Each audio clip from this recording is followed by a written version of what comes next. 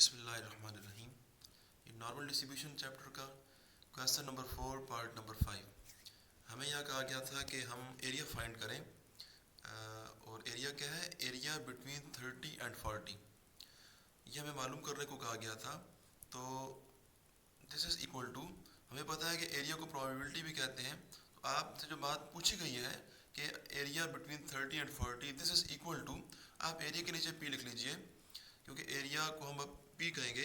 और एरिया जिन दो नंबरों के बीच में है, ये 30 और 40 हैं, इन दोनों नंबरों को आप ब्रैकेट में लिख लेंगे और दरमियान में एक्स लिखेंगे। और ये साइन आप देख लीजिए कि x is greater than 30 and x is less than 40। ये साइन ऐसे ही डालने हैं आपने। फिर आधे में लाइन लगाएंगे और यहाँ एक्स जो ये 30 और 40 हैं, इन नंबरों के लिए आप लिखेंगे एक्स इक्वल टू 30 और दूसरी साइड पर एक्स इक्वल टू 40। अब ये करना है कि आपने एक्स को z में कन्वर्ट करना है। उसके लिए ये हमारे पास रिलेशन है इनका, z is equal to x minus mu और सिग्मा। यहाँ पर जो x आ रहे हैं, इनकी जगह पर आपने x की वैल्यू 30 और ये x की वैल्यू 40 यहाँ पुट करने हैं। बाकी म्यू और सिग्मा आपको क्वेश्चन में बताए गए हैं। म्यू की वैल्यू 20 बताई है, जो यहाँ लगा दी है। सिग्मा की वैल्यू 5 बताई गई है, वो लगा दी। इन्हें सॉल्व करें तो z2 आएगी यहाँ पर, और दूसरी साइड पर z की वैल्यू 4.4 आएगी। अब हमसे जो प्रोबेबिलिटी पूछी गई है, उसको मैंने यहाँ नीचे दोबारा लिखा है, क्योंकि दरमियान में कुछ और काम शुरू हो गया था। अब अपने दोबारा उस काम पर आते हैं। इससे पहले लेक्चर के अंदर मैंने यहाँ नंबर 1 दिया था, तो आपकी मर्ज़ी है नंबर 1 कहें या ऐसे ही हैंस लिख कर। अब जो ऐसे प्रोबेबिलिटी पूछी गई है उसको दोबारा लिखिए। Probability of x greater than 30 less than 40, this is equal to, p के नीचे पी लिखेंगे, एक्स के नीचे जेड लिखेंगे, क्योंकि हमने एक्स वेरिएबल को जेड वेरिएबल में कन्वर्ट करना होता है। हमारा मकसद ही ये जो सारा दरमियान में काम किया था वो ये था कि हम एक्स वेरिएबल को जेड में कन्वर्ट करें, क्योंकि हमारा एरिया टेबल जेड के हिसाब से है। तो अब ये है कि एक्स वेरिएबल के लिए तो आप 30 और 40 लिखेंगे, लेकिन जब एक्स की वैल्यू 30 होती है उस टाइम पर जेड 2 होती है, लिहाजा आप 30 के नीचे आप 2 लिखेंगे, जेड के लिए आप 2 लिखेंगे। और एक्स की 40 के ऊपर जेड 4.4 है, लिहाजा इस 40 के नीचे 4.44 लिखेंगे। यानी जब एक्स 40 होता है उस टाइम पर z 4.4 हो रहा होता है। तो लिहाजा जब x 40 से लेस होगा तो फिर z 4.4 से लेस। सिंपल बात यह है कि x की वैल्यू 30 के ऊपर जो 2 मिलती है वो 30 के नीचे 2 लिखेंगे, और x की वैल्यू 40 पर जो 4.4 मिलती है वो 40 के नीचे 4.4 लिखेंगे। अब जब आपने x को z में कन्वर्ट कर दिया है, तो अब ये जहाँ पर आप पहुँचे हैं, ये आपका क्वेश्चन नंबर 1 के अंदर एक पार्ट हमने देखा था जिसमें z ऐसे ही फॉर्म में था और z दो पॉजिटिव नंबरों के दरमियान में था। तो ये आप लेक्चर नंबर तकरीबन लेक्चर नंबर 69 होगा या 70 होगा, वहाँ पर भी देख सकते हैं। मैं इसको फिर जल्दी से बोल देता हूँ। देखिए, इसका सबसे आसान तरीका तो यह है कि आप देखिए कि z आपका जो है वो दो पॉजिटिव नंबरों के दरमियान में है। z is greater than 2 and z is less than 4.44। यानी z दो पॉजिटिव नंबर है, उनके बीच में जब होने की बात हो तो आप ये करिए कि इन दोनों नंबरों यानी 2 को भी और 4.4, इन दोनों को एरिया टेबल में देख लें। तो 4.44 जो कि बड़ा नंबर है, उस पर जो एरिया मिलेगा उसको ये पहले लिखिए। ये 0.5 मुझे वहाँ से पता चली है कि भाई 4.44 के ऊपर हमें 0.5 का एरिया वहाँ से समझ आया। तो बड़े नंबर का एरिया पहले लिखिए और माइनस कर दीजिए जो छोटा नंबर है उसका एरिया।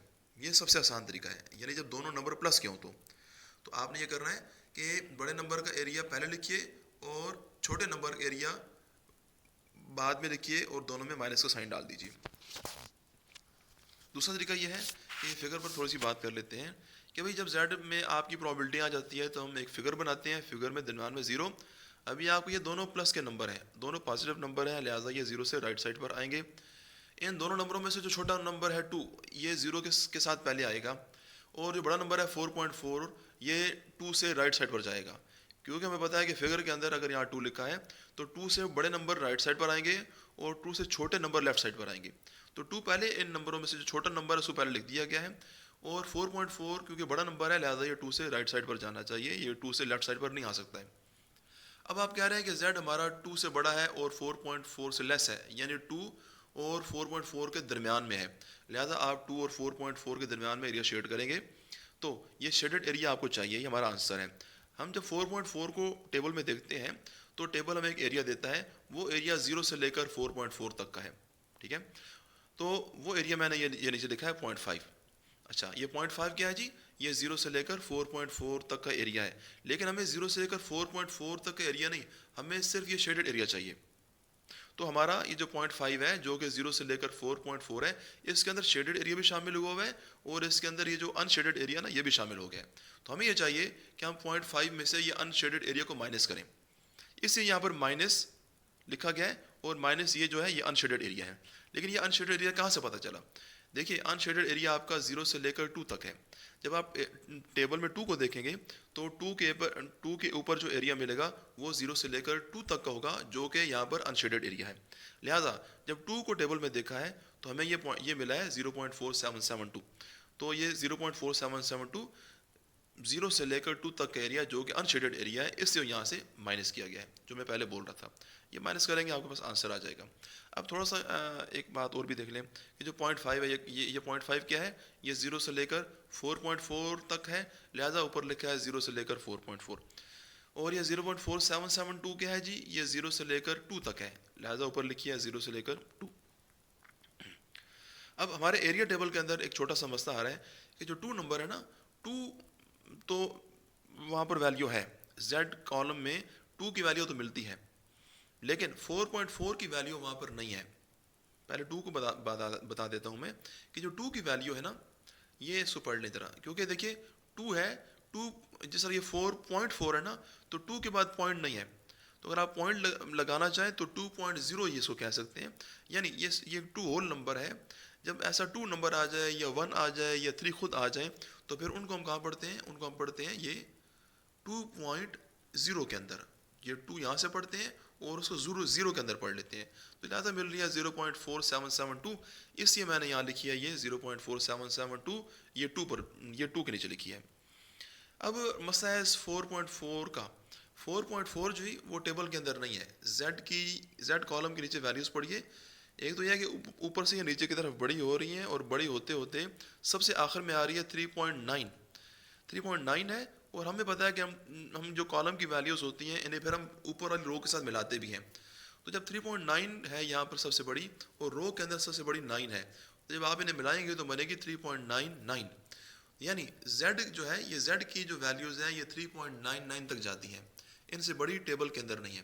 तो एक तो छोटी सी बात आप ऐसे याद कर लें कि जो वैल्यू टेबल के अंदर ना हो, यानी कि जो वैल्यू 3.99 हमारे टेबल की हद है, हमारी 3.99 से जो बड़ी वैल्यूज़ होती हैं वो टेबल के अंदर नहीं होती हैं, Z कॉलम के अंदर। Z कॉलम के अंदर 3.99 से बड़ी वैल्यूज़ नहीं होती हैं। तो अगर 3.99 से बड़ी वैल्यू आ जाए तो हमें तो ये अंदर का एरिया तो चाहिए होता है, उस पर एरिया तो हमने देखना होता है। हम ये Z की वैल्यू पढ़ते हैं और Z की वैल्यू के सामने का एरिया चाहिए होता है हमें। तो क्योंकि हमारी वैल्यू अगर 3.99 से बड़ी आएगी जो कि इस कॉलम के अंदर नहीं होगी, तो उसका एरिया तो हमें चाहिए। तो हम उस वैल्यू पर जो एरिया है वो एरिया हम 0.5 ले लेंगे खुद से, ठीक है। तो ये इसीलिए मैंने यहाँ पर जब मैं अपने काम में देखा मैंने कि मेरी वैल्यू ये 4.44 है, ये 4.4 है। तो 4.4 क्योंकि 3.9 से बड़ा था, लिहाजा वो टेबल में नहीं था, तो मैंने उस पर मैंने ये एरिया 0.5 ले लिया है। अब एक तो ये है कि आप इसको याद कर लें ऐसे ही। दूसरा, इसकी वजह में अगर जाएंगे तो वजह में थोड़ा सा मुमकिन आपको परेशानी हो। बहरहाल मैं उस पर बात कर लेता हूँ कि भाई ये 0.4 के ऊपर मैंने 0.5 क्यों ले ली है। ये मैं आपको टेबल दोबारा दिखाता हूँ। देखिए टेबल के अंदर Z कॉलम में जो सबसे बड़ी वैल्यू है वो है 3.99। अब इस वैल्यू के ऊपर आप एरिया पढ़िए। एरिया अंदर लिखा हुआ है यहाँ पर ये 0.5। तो हमें पता है कि जो एरिया होता है अंदर ये टेबल में, ये एरिया कहाँ से लेकर कहाँ तक का होता है? ये 0 से लेकर नंबर तक होता है। और आपका नंबर अभी कौन सा है? आपका नंबर है 3.99। यानी 3.99 जब टेबल में देखी है तो एरिया मिलता है 0.5। इट मीन्स के 0 से लेकर 3.99 तक का एरिया 0.5 है। तो ऊपर फिगर की बात कर लेते हैं। देखें यहाँ पर फिगर में, बल्कि एक फिगर और है मेरे पास, वो मैं दिखा देता हूँ। ये फिगर देख लें कि देखिए यहाँ पर मैं कह रहा हूँ कि 3.99 जो है उसके ऊपर मिल रहा है एरिया 0.5। तो ये जो 0.5 एरिया है ये 0 से लेकर 3.99 तक का है। तो मैंने यहाँ पर लिखा है 0 से लेकर 3.99, 0 से लेकर 3.99 के बीच में ये एरिया है 0.5, ठीक है जी। तो यूँ बोलेंगे हम कि जब हम ज़ीरो की जो हमारा नंबर है, ज़ीरो की जो लाइन है, इस लाइन के राइट साइड पर टोटल एरिया होता ही 0.5 है, ये आपको पहले भी बताया गया है। और ज़ीरो से लेफ्ट साइड पर भी 0.5 एरिया होता है, यानी ज़ीरो से की सेंट्रल जो लाइन है, इस लाइन से राइट साइड पे एरिया होता ही 0.5 है, 0.5 से बड़ा एरिया नहीं हो सकता है। तो जो टोटल 0.5 एरिया है वो एरिया 0 से लेकर 3.99 पर जाते ही पूरा हो गया है, क्योंकि 3.99 के ऊपर जब हमने वैल्यू देखी है तो वो 0.5 एरिया बन रही है। तो ये लिहाजा 0 से लेकर 3.99 तक ही 0.5 एरिया पूरा हो जाता है। अब अगर हमारा कोई नंबर 3.99 से बड़ा हुआ, यानी इससे राइट साइड पर गया, तो उस नंबर से लेकर 0 तक का जो एरिया है वो एरिया भी हम 0.5 ही समझेंगे, क्योंकि नंबर तो 3.99 से बड़ा हो रहा है। तो बज़ाहिर तो ये लगता है कि अब नंबर क्योंकि 3.99 से बड़ा हो रहा है, तो उस नंबर से लेकर 0 तक का जो एरिया है वो एरिया 0 से लेकर 3.99 से बड़ा होगा। लेकिन क्योंकि मैक्सिमम एरिया होता ही 0.5 है, जो कि 0 से लेकर 3.99 पूरा हो रहा है, अब अगर 3.99 से कोई बड़ा नंबर आया तो उस नंबर से लेकर 0 तक का एरिया हम 0.5 ही समझेंगे। ओके जी, अल्लाह हाफिज़।